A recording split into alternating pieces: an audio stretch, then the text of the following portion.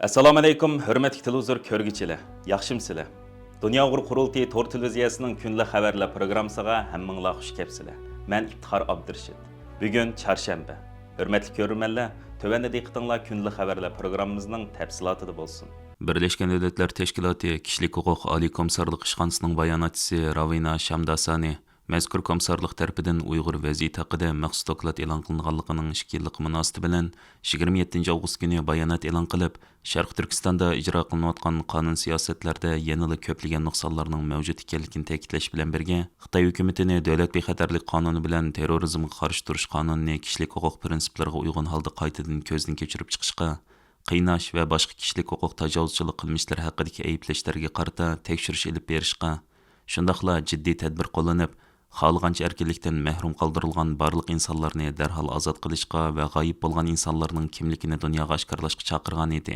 Dunyo qurultiyi va xalqaro kishilik huquq tashkilotlari bu vaqtda e'lon qilgan bayonotlarda BDTning Sharq Turkistonning kishilik huquq ahvoli to'g'risidagi mazkur doklad e'lon qilingan 2 yildan buyon Uyg'urlarning irqiy qirg'inchilik uchrash ahvolida hech qancha cho'ng o'zgarish bo'lmaganligini, buningda Birlashgan Davlatlar Tashkilotining mas'uliyati borligini, ularning o'zlari chiqargan dokladga amal qilmasligi, Xitoy qarta doklad o'ttirib qo'yilgan taklif va talablarni amaliyalashtirishga Xitoy qarshi keskin tadbir olmaganligi sababidan Sharq Turkistonning vaziyatining kundan kunga nacharlab ketayotganligini ifoda qilishdi.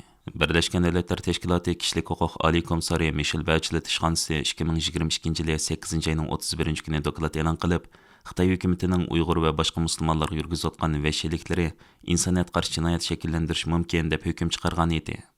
Dunyo qurultiyining bayonotchisi va qurultay xalqaro ishlar direktori Zumrat Tayarkin bu munosabat bilan istansimiz qilgan so'zida xalqaro jamiyat, jumladan Birlashgan Davlatlar Tashkiloti Xitoyning xalqaro qonunlarga ig'ir darajada xiloflik qilish qilmishlarini tekshirib dalillagandan keyinmi uni to'xtatishga jiddiy harakat qo'llanmaganligini, ziyonkashlik uchirg'uvchilar uchun haq adolatni yoqlash, zarur va keskin tadbir ilishdan o'zini qochirib kelganligini, garchi xalqaroda Xitoy davom qildirayotgan irqiy qirg'inchilikni to'xtatish va Xitoydan hisob olish chaqiriqlari uzluksiz kuchayotgan bo'lsa-mu, afsuski BDTning Xitoy qaratgan inkosining boshdan oxiri to'liq jonsiz qolganligini tanqid qildi.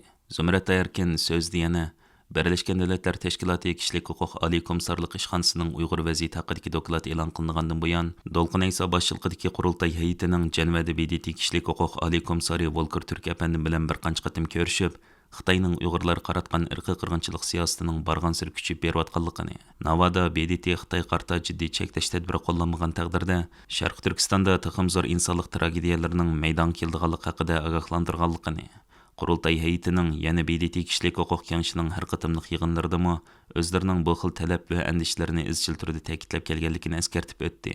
Markaziy Washingtondagi Erkinlik saroyining siyosat va tashviqot muavin direktori Kat Cosgrove bu munosabat bilan Erkin Asiya radiosiga bergan yozma bayonotida mundaq deb ko'rsatdi.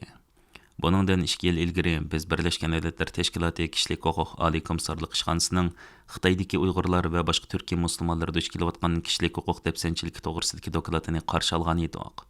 Kishini ichindirdigani shuki, shuningdan keyin biz ulardan bu masalada boshqa hech qanday bir ilgirlashni ko'rmadik. Birlashgan Davlatlar Tashkilotining o'z qo'lidagi barliq vositalarini davomli ishlatib, Xitoyni mustaqil tahqiqotchilarning Xinjiangga bemalol kirishiga yo'l qo'yish qatorliq masalalarni amaliyalashtirishda, shundaqla rayondagi ziyonkashlik va bostirishlarni oxirlashtirishga turtki bo'lishda majburiyati bor. Kat Cosgrove ta'kidlab mundaq dedi: Uyg'ur va Turkiy musulmonlarga qaratilgan vahshiylikni to'xtatishdagi eng chong to'salg'i Xitoy Kommunistik partiyasi bo'lib, ular o'zlarining qonunsiz qilmishlarini e'tirof qilishni hech qachon xohlamadi. BDT va boshqa mustaqil organlarning Xinjiangni ziyorat qilishini yoki ziyonkashlik uchirg'uvchilar bilan so'zlashishini to'sib keldi.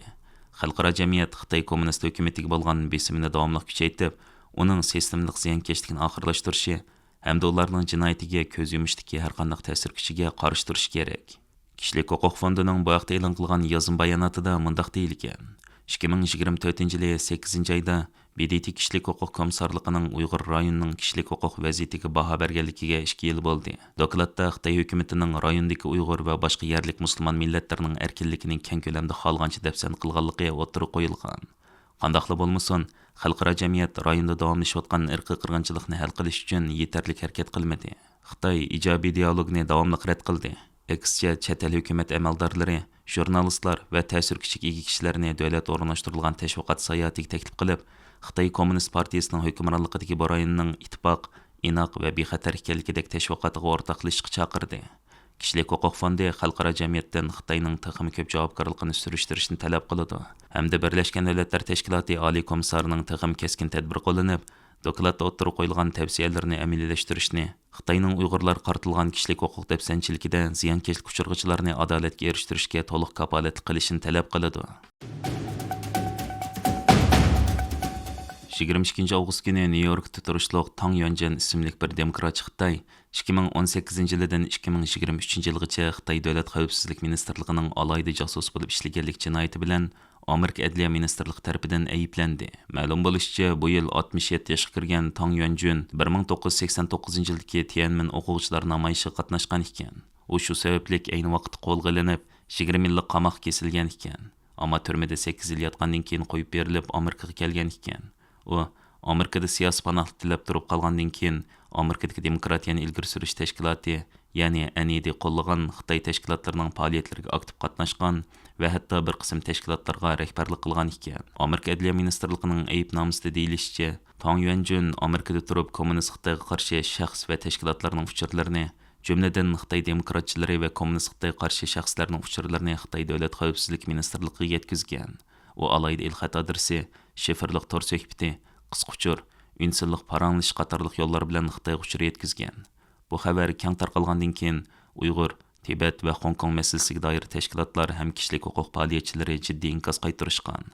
Ular ijtimoiy taratqularda va o'zlarining Xitoyga qarshi faoliyatlarida o'zlari bilan bir safda turgan birisining kommunist Xitoyga ishlaydigan josus bo'lib chiqqanligidan qattiq cho'chiganligini bildirishgan. Amerika Uyg'ur birlashmasining raisi Alfidar Iltabir xonim bu vaqtda matbuotlar qilgan so'zida bu voqeaning Uyg'ur tashkilotlari va faoliyatchilarga bir ogohlantirish bo'lganligini bildirdi. Markaziy Washingtondagi Kommunizm qurbonlari xotir fondining tadqiqotchisi dr. Adrian Tsens yaqinda qonun, siyosat va san'at haqidagi Cambridge jurnalida e'lon qilgan tadqiqot maqolasida Uyg'urlar duch kelayotgan navbatdagi qirg'inchilikning kollektiv shakldagi odam o'ltirishdan nechasi ig'ir va qabatli bir hodisa bo'layotganligini o'ttirib qo'ydi. Uyg'ur irqiy qirg'inchilik haqida so'z bo'lganda, qirg'inchilikni har qachon zo'r ko'lamli odam o'ltirish bilan bog'lab tasavvur qilishga odatlangan kishilar darhalla Uyg'urlarning xuddi ayni vaqtdagi yahudiylarga o'xshash jazo lagerlarida to'p-to'pi bilan o'ltirilmaganligini esga oladi. Dr. Adrian Tsensning qarashicha, Xitoy hukumati uchun hozirgi kunda son 10 million atrofida deb bilinayotgan Uyg'urlarni millat sifatida baraqli qirib tashlash ko'p jihatda qiyinga tushadigan ish bo'lib qolgan. Shunga ular tarixda ko'p ko'rilgan zo'r ko'lamli qirg'inchilikni emas, aksicha hech qanday tashqi ko'rinish mavjud bo'lmagan izsiz yo'q etish usulini tanlab olgan. Buningdagi eng unumli choralarning biri Uyg'ur qiz-cho'kanlarni tug'almas qilib etish bo'lib, buningda shu ayol zotidan boshlab avlod qoldirish iqtidori mavjud bo'lmasligi lozim. Buning uchun ularning tug'ut iqtidorini yo'q qilib etish eng unumli choralardan bo'lib qolgan.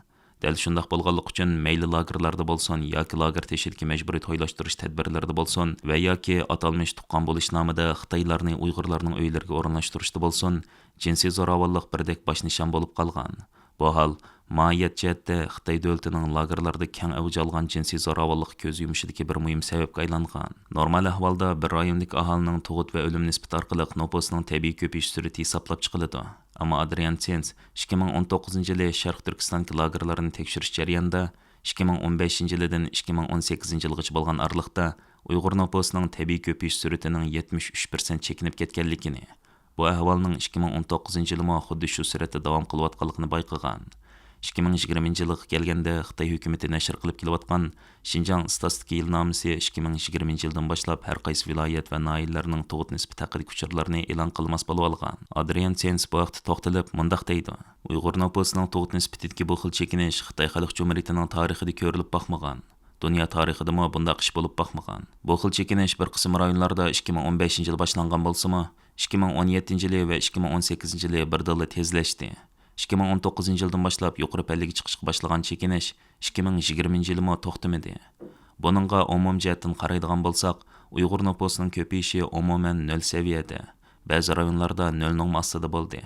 Ammo buning hech qaysi tabiiy omillar tufaylidan bo'lgani yo'q. Aksicha buni zo'r ko'lamli tutqun, nopusni boshqa joylarga yetkash va oila judoliqining birlashim natijasi deyish mumkin. Ammo mening ko'zlashimcha, buningdagi eng hal qilg'uch omil ayollarni tug'mas qilib etadigan tibbiy vositalarni Uyg'ur qiz-cho'kanlarining tug'ut yo'liga o'rnatishi bo'ldi.